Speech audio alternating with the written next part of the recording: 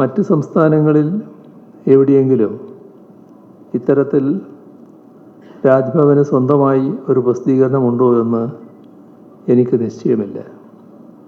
കേരളം സാക്ഷരതയാലും പ്രബുദ്ധതയാലും അടയാളപ്പെടുത്തപ്പെടുന്ന സംസ്ഥാനമാണ് എന്നതുകൊണ്ട് തന്നെ ഇവിടെ എന്തായാലും ഇങ്ങനെയൊന്നിന് പ്രസക്തിയുണ്ട് എന്ന് തന്നെയാണ് ഞാൻ കരുതുന്നത്. രാജ്ഭവനിലെ കൂടിക്കാഴ്ചകൾ, ചർച്ചകൾ തുടങ്ങിയവയൊക്കെ രേഖപ്പെടുത്തുന്ന ഒരു ക്രോണിക്കിളാവും ഇതെന്ന് കരുതുന്നു. സംവാദാത്മകമാണ് നമ്മുടെ സമൂഹം.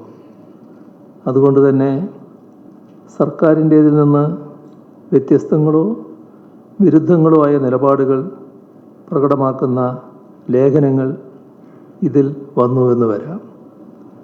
ഉദാഹരണത്തിന് ഇവിടെ പ്രകാശനം ചെയ്യുന്ന രാജഹംസ് ആദ്യ പതിപ്പിൽ തന്നെ ആർട്ടിക്കിൾ 200 ആൻഡ് എ കോൺസ്റ്റിറ്റ്യൂഷണൽ കൊണോഡ്രം എന്ന ശീർഷകത്തിലുള്ള ഒരു ലേഖനമുണ്ട്. ഇതിൽ ഭരണഘടനയുടെ 200-ാം വകുപ്പ്, ഗവർണറുടെ അധികാരങ്ങൾ, നിയമസഭയുടെ അധികാരങ്ങൾ തുടങ്ങിയവയുമായി ബന്ധപ്പെട്ട് ലേഖകൻ പ്രകടിപ്പിക്കുന്ന അഭിപ്രായങ്ങളെല്ലാം സർക്കാരിൻ്റെ അഭിപ്രായങ്ങളാണോ എന്ന് ചോദിച്ചാൽ അല്ല എന്നതാണ് ഉത്തരം.